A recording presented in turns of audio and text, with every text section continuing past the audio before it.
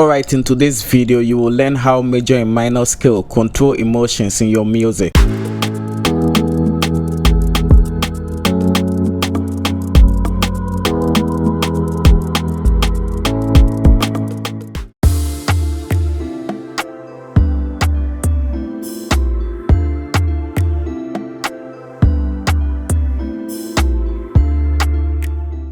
With that said, I just want to say a big thank you for 3K subscribers. I appreciate all the support, and please keep watching until the end of each video to help boost the channel. Alright, so let's jump straight into the video. Basically, for you to come up with chord progressions, you need to understand functional harmony. I know music theory scares most producers, but I promise to simplify this concept with a simple formula. All you need to keep in mind are these numbers: 4-5-1. Think of it like a football formation: 4 defenders, 5 midfielders, and a center forward. Simply put, functional harmonies are just common ways chord progressions are put together. So we'll begin with the major scale and learn about how chords are put together in the major scale, then we can divert. In FL Studio, we can highlight the A major scale or create a ghost note of the scale in the sampler track. These are the notes of the A major scale.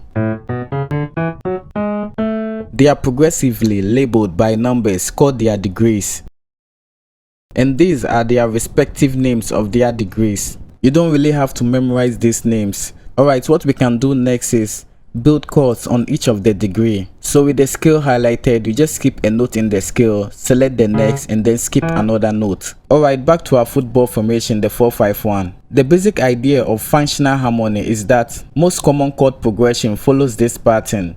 It goes from the subdominant moving to the dominant and then resolves on the tonic. Basically, that's a 4 moving to the 5 and to the 1. I'll just leave the functions, the subdominant, the dominant, and then the tonic place on the screen. You can pause the frame and then read them. So let's take a typical 4-5-1 progression.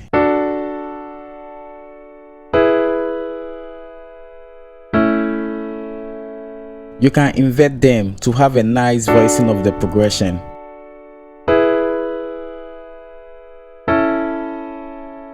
Alright, there are other chords in the scale and we need to assign functions to them. So the basic principle is that the other degrees in the scale plays either a subdominant, dominant, or tonic role, and then we can replace them with the 4-5-1 functions. So you just have to keep in mind that the second plays the subdominant role, the 6th and then the 3rd also plays the role of a tonic, and then the 7th degree plays the role of a dominant. So here is a 2-5-6 progression.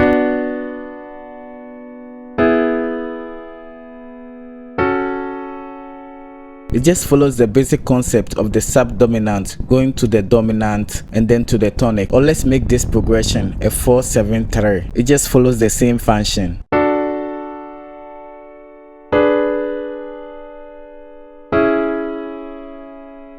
So with this theory laid out, let's look at practical examples on how the progressions are used in popular songs. Alright, let's look at Adele's Someone Like You.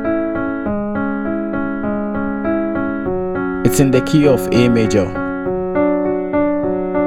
It plays the progression 1-3-6-5. So with that, if we assign the functions to them, we have the tonic going to another tonic, and then a dominant. Basically, this progression just omits the subdominant, but we still have the motion of the dominant moving to the tonic. So this demonstrates that music is not rigid. So you have a basic concept and then you learn to experiment and manipulate them into something creative. Alright, here's a simple beat I made. Let's have a listen and then I'll explain what I've done.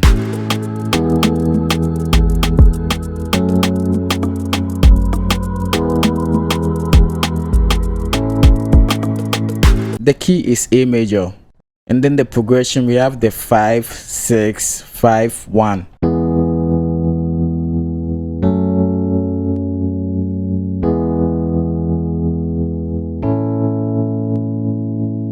This progression omits the subdominant as well, so it's the dominant to the tonic and then a dominant to the tonic again. And I've layered the chord. So a basic tip in layering chord is that you revoice them on the layered texture. So we just interchange the position to have a rich harmonics of the sound. and together with the chords playing on its root position, this is what it sounds like. And now, because the progression starts on the off beat, I just cut the tail to fill in the beginning, added some vocal sample, and then we have this.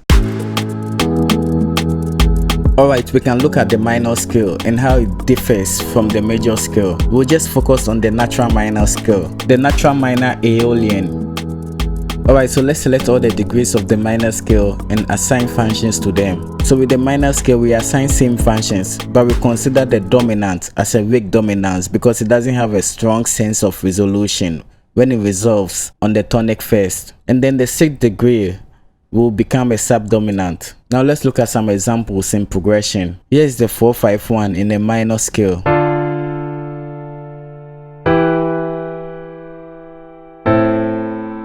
Now you can hear that the 5th degree doesn't have a strong sense of resolution. Now let's compare it with a major scale, a 4-5-1 in a major scale.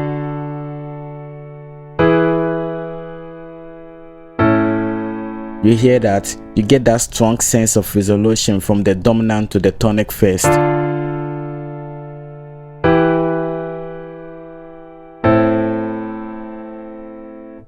Alright, let's look at another progression following the subdominant to the dominant and then to the tonic. So here's the 2-7-3 progression in the minor scale.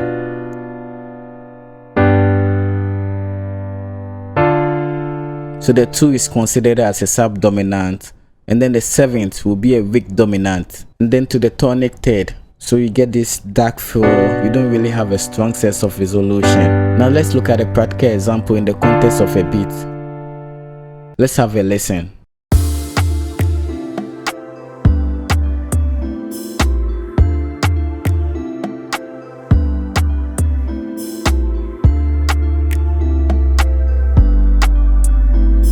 Alright, so with the chord progression, we have the 4 going to the 3, to the 7, and to the 1.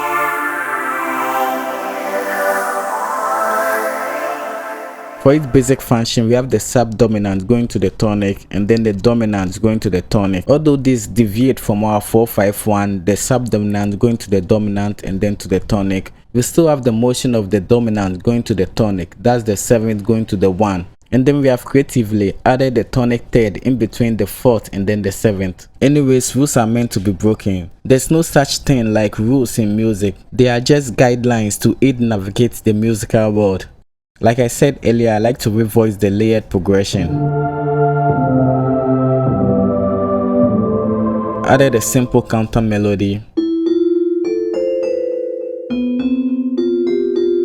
And the melody sounds like this.